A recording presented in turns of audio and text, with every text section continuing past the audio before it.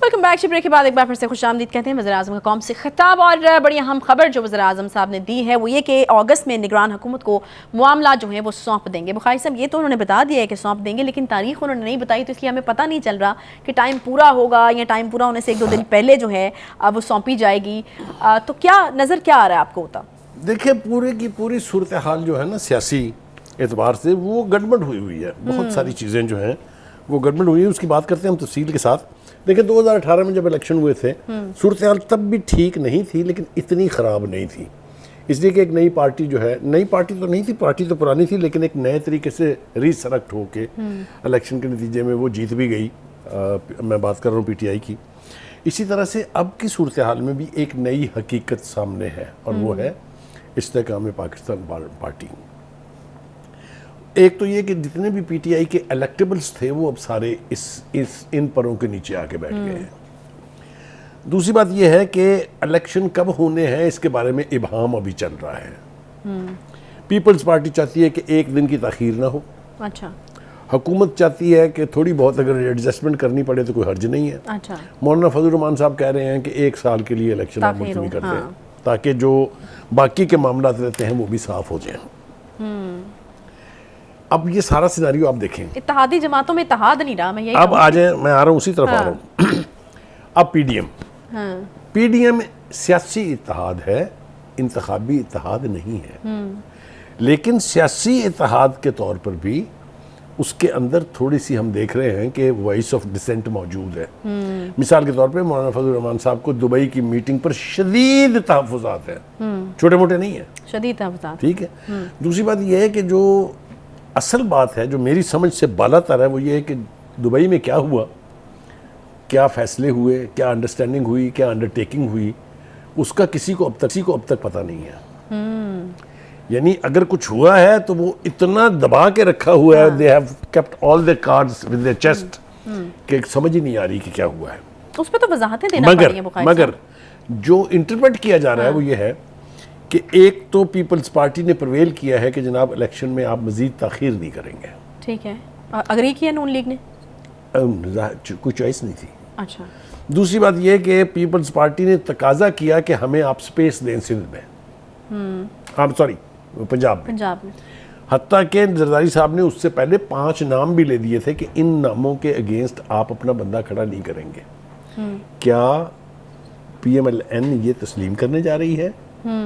अगर ये वो तस्लीम कर रही है तो वो इसके जवाब में मांग क्या रही है पीपल्स पार्टी से? देखें, ये तो गिव एंड टेक होती है ना इलेक्शन में, तो देयर इज नो चैरिटी और नो फ्री लंच। तो ये सारी चीज़ें उन्होंने बड़े कमाल तरीके से अब तक पब्लिक नॉलेज से छुपा के रखी हुई है। दूसरी तरफ नाम लिए बगैर लोग ये कहते हैं कि कुछ कुव्वतें ऐसी हैं जो ये चाहती हैं कि अगर आपने इलेक्शन करवाने हैं तो आप ये चीज़ पहले मुकम्मल करें। अच्छा। उस ये चीज़ में फेट जो है वो PTI के चीफ जो है उनकी फेट का डिसाइड होना है। सही है। क्या वो नाअहल होंगे? क्या वो गिरफ्तार हो के उनको किसी मुकदमे में सज़ा होगी? अच्छा। ये बहुत बड़े सवालिया निशान है। और इनका जवाब जो है वो उन्हीं कुव्वतों को, मैं भी नाम नहीं ले रहा हूँ अक्लमंदी से, अच्छा, उनको जवाब चाहिए। अब उसको इंटरप्रेट कैसे करें आप? वो ये है कि 9 मई को जो कुछ हुआ हर चीज की माफी है, उसकी माफी नहीं है। आपने देखा कैसे कैसे खौफनाक बयान हमने सुने।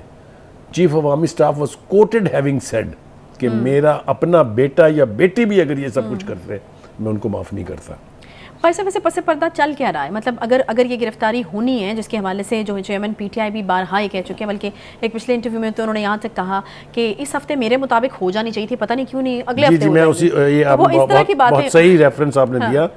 उनका वो सो कॉल्ड खिताब जो होता है उसमें उन्होंने कहा कि मैं तो सोच रहा था कि ये पीर को मुझे पकड़ लेंगे, और अगर इस पीर को नहीं पकड़ा है तो इस हफ्ते में मुझे पकड़ लेना। पता उनको भी है कि मेरी गिरफ्तारी होनी है। अदालतों का रवैया जो है वो सरप्राइजिंगली थोड़ा सा तब्दील हो रहा है। वो जिन्हें हमने सहूलतकार कहा, वो जिन्हें हमने उनके फैसिलिटेटर्स कहा, हमने उनके प्रोटेक्टर्स कहा, पता नहीं क्या क्या नाम हमने अदालतों को दिए। मतलब है, मैं समझता हूँ कि मीडिया के अंदर अदालतों के किरदार के हवाले से जितनी नेगेटिव गुफ्तगू इन दिनों में हुई है माजी में कभी नहीं हुई। अब हम देख रहे हैं कि अब वो जो एक सिलसिला जारी था, जिस तरह वो जुमा बाजार लगा हुआ था ज़मानतों का, वो भी नहीं है। ज़मानतें कैंसिल भी हो रही हैं, ज़मानतें रिफ्यूज़ भी हो रही हैं, अदालतों में तलबी का तकाजा बढ़ता जा रहा है और पेश होना पड़ेगा। ये भी आज एक अदालत ने कह दिया कि उनको पेश होना पड़ेगा। अगर ये सूरत हाल तय करनी है तो फैसले बहुत जल्दी जल्दी करने होंगे, क्योंकि अगस्त में अब ज़्यादा टाइम नहीं है। That means you are left with only few weeks. अब क्या अदालतें कोऑपरेट करेंगी इस हवाले से कि जो ही ये पेश होंगे, फर्द जुर्म आयद होगी और साथ ही सज़ा हो जाएगी? उस प्रोसेस को भी तेज़ करना पड़ेगा अगर ये ऑब्जेक्टिव आपने अचीव करना है तो। लिहाजा अब आ जाए जनाब, इसमें फर्दर कन्फ्यूजन कहाँ है। अयाज सादक साहब ने आज ये कहा है कि जनाब हमें तो अभी यानी इंतखाबी इस्लाहात करनी है। वो जो एक मामला चल रहा है, आपको पता है ना, वो कमेटी के अंदर जो जिस इजलास का बाइकआउट किया है, हालांकि वहाँ पर अली जफ़र साहब जो हैं वो पीटीआई की नुमाइंदगी कर रहे हैं, सेनेटर अली जफ़र जो लॉ मिनिस्टर थे उनके दौर में, उन्होंने इजलास का कर दिया boycott, but that doesn't mean कि वो रुकेंगे।